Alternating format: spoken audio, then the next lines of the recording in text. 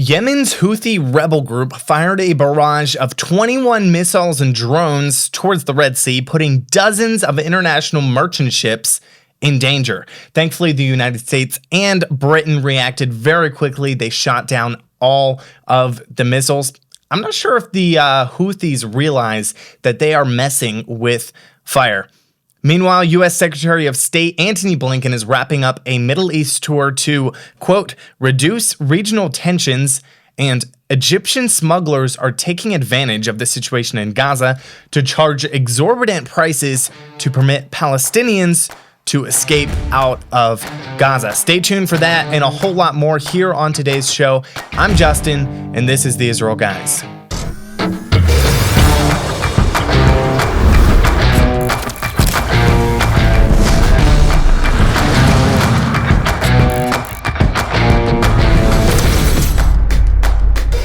Welcome to the Israel Guys, where we believe that in a world of Jew hatred and anti-Israel propaganda, you should have a direct connection to the land and people of Israel. Welcome back to the show, guys. You know what to do. Make sure to subscribe wherever you're watching, whether it's on YouTube or on podcast platforms or on Rumble.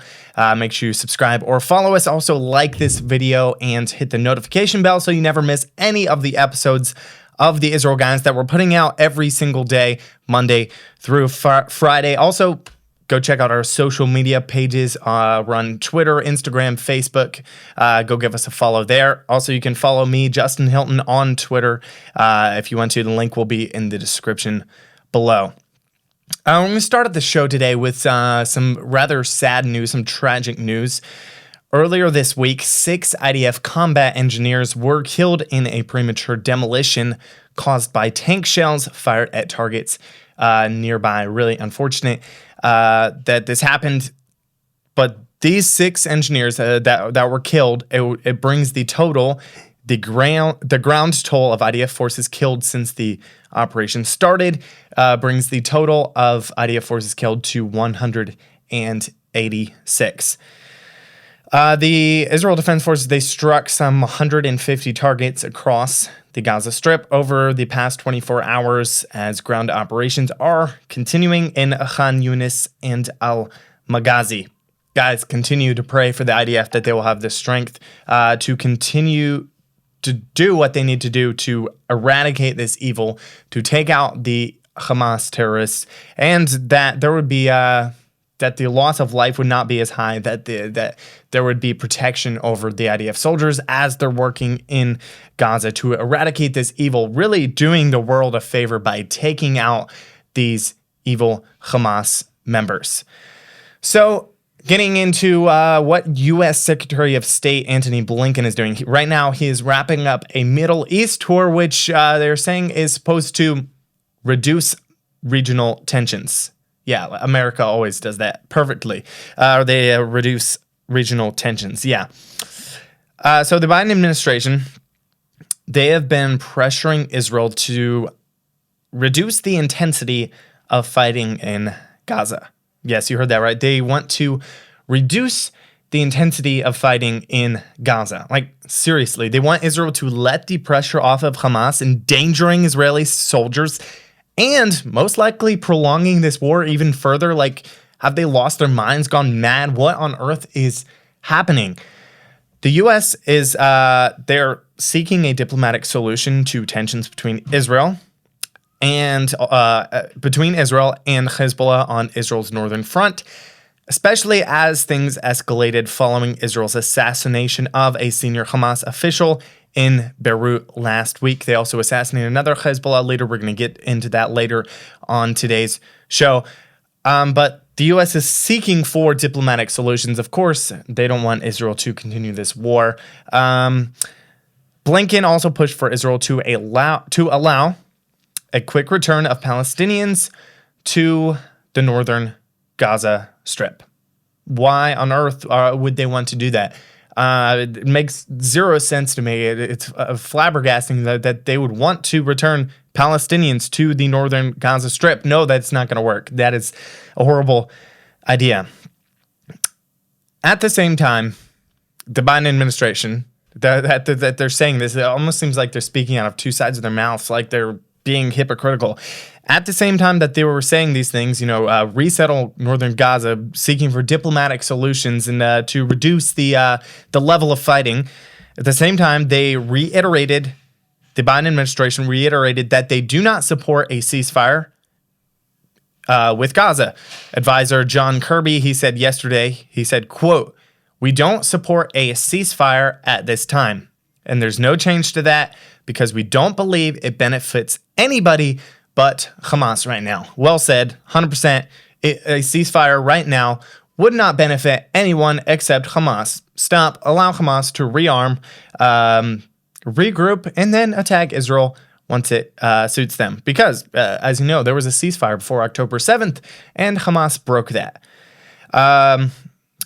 This comes days after President Biden responded to protesters who interrupted President Biden during a speech at a political event in South Carolina. In response to their chants that the U.S. should support a ceasefire, Biden said, quote, "I've been quietly working with the Israeli government to get them to reduce and significantly get out of Gaza." Really, really strange stuff coming out from the Biden administration. One minute they say one thing, then another minute they say another thing. Like, what is actually going on behind the scenes? Be really interesting to know what all is going on with all the talks between the Israeli government and the U.S. Government. But speaking of the United States, along with Britain, they shot down 21 Houthi missiles that were fired towards the Red Sea. The U.S. Central Command confirmed on Tuesday night that the U.S. and British armies shot down 21 drones and missiles fired by Yemen's Houthi rebels towards the Red Sea. CENTCOM said in a statement, quote, "On January 9th at approximately 9:15 p.m., Iranian-backed Houthis launched a complex attack of Iranian-designed one-way attack UAVs, anti-ship cruise missiles, and an anti-ship ballistic missile from Houthi-controlled areas of Yemen into the southern Red Sea towards international shipping lanes where dozens of merchant vessels were transiting." They went on to say this is the 26th Houthi attack on commercial shipping lanes in the Red Sea since November 19th. There were no injuries or damage reported. A defense official told CNN that 3 destroyers took part in the shootdown of the barrage. Thankfully, they were on their toes, that they were able to respond quickly to this barrage of missiles that came in from Houthi-controlled Yemen, that they were able to take out every single one of the missiles, and that nobody was injured, that there was no injury to ships either. This is just the latest attack from the Houthis. As they said, this is the 26th Houthi attack on the commercial shipping lanes. And still, no one's really doing anything. They're just sort of blowing, taking down the missiles. They're not doing any offensive stuff. Last week, a group of 13 countries led by the United States warned the Houthi rebels of unspecified consequences unless they halt their attacks on shipping vessels in the Red Sea. Apparently, the warning did not work. We'll see if Yemen will face the consequences in the coming days. Honestly, not really sure what the Yemeni Houthis are thinking here. Like, they really think it's a good idea to, first of all, declare war on Israel, which they did about 2 months ago, and then they are firing missiles on international shipping lanes, angering a lot of the world, a lot of the free world. Because while they do have like powerful missiles, like some powerful missiles and stuff, honestly, they're not very big. They're not a huge, sophisticated country. So not sure why why declaring war, why they think that declaring war on Israel and then angering all these countries is a good idea. Guys, just check out these oh so scary videos of them dancing. Like these are Houthi rebel soldiers. The one video is them doing a dance on top of the Israeli flag, which is spread on the ground. And the other is after they captured a international ship. They are doing a dance on top of the ship. Watch these.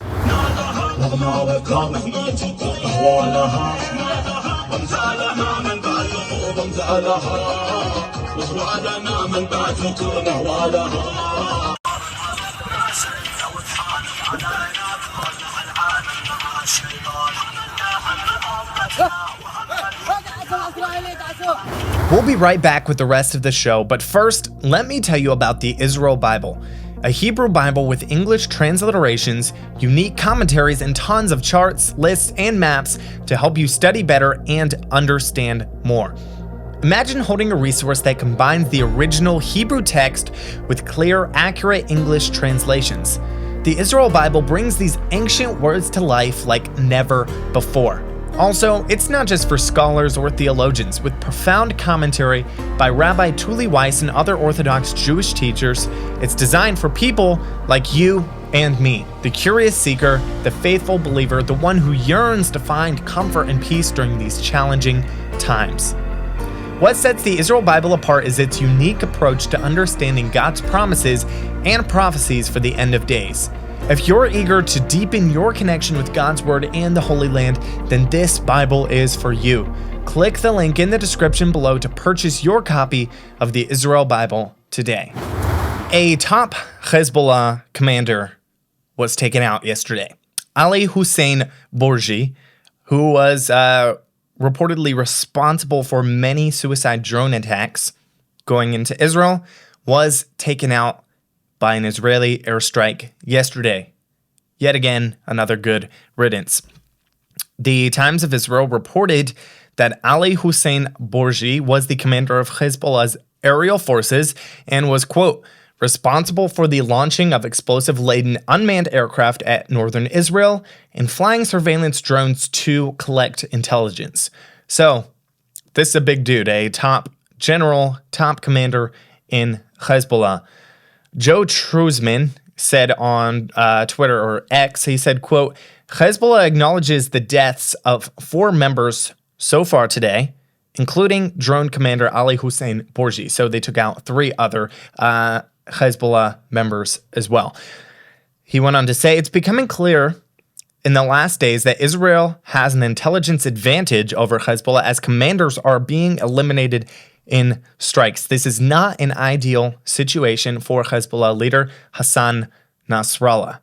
What is really interesting is this guy was taken out, Ali Hussein Bourgi. He was taken out while on his way to a funeral of another Hezbollah leader who was taken out on Monday. So he was on his way to the funeral and he was taken out by Israel. Israel has a very long arm of justice and it will reach anywhere in the world. The enemies of Israel need to understand that those who try to destroy the nation of Israel will, in turn, themselves be destroyed.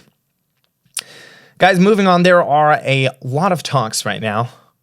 You've probably seen it. It's a lot in a lot of headlines, mainstream headlines right now about what is going to happen to the Palestinians who are living in Gaza. Where will they emigrate or where will they move to once this war is over? Right now, many Gazans are taking matters into their own hands and they're paying Egyptian smugglers thousands of dollars to escape from Gaza. So the Guardian reported that the network of smugglers that operate around the Rafah border crossing has existed for years, but coordination fees have surged from $500 to thousands of dollars per person. So these Egyptian smugglers, they are taking advantage of what is going on, taking advantage of the situation, of the desperation of these Gazans who are living in this hellhole that was created by Hamas. They're taking advantage of this situation and charging exorbitant prices, outrageous prices to help Gazans get out of Gaza, help Palestinian citizens get out of Gaza. What no one is talking about right now, and what I believe the world should be talking about, is that many of the Gazans and many of the Palestinians who are living in Gaza, they're not actually Palestinians, but they are Egyptian citizens. So The question is, why is the Egyptian government not taking the Gazans in? Jordan and Egypt have repeatedly made it clear that they will not accept any Palestinians from the Gaza Strip, declaring it a red line. Absolutely ridiculous. The world is saying nothing about this when they should be asking the question, when they should be talking about this. They should be asking why the Egyptian government is not allowing Gazan refugees into their country when many of them are actually Egyptian citizens. Jordan's King Abdullah II, after a meeting with German Chancellor Olaf Scholz in mid-October, he was the one who said there will be no refugees in Jordan and no refugees in Egypt. That is a red line because I think that is a plan by certain of the usual suspects to try and create de facto issues on the ground. So right now, the Gazans who do have the money, who are fortunate enough to have the money, who are rich, they're paying up to $10,000 to Egyptian smugglers to allow them to get out of the hellhole in Gaza that Hamas created. Guys, continue to pray for the nation of Israel. Pray for the leaders to have wisdom to know what to do. Pray for the IDF, for strength for the IDF to continue this war in Gaza till Hamas is 100% eradicated or all the hostages are brought home, till Hamas surrenders unconditionally. Guys, don't forget to pick up your copy of the Israel Bible today. The link will be in the description below. Don't forget to subscribe. Get the conversation going down below.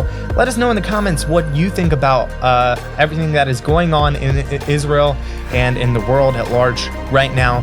As always, tune out the fake news and tune into what is actually happening here in the land of Israel. We'll be back every day, Monday through Friday, with your direct connection to the land and people of Israel.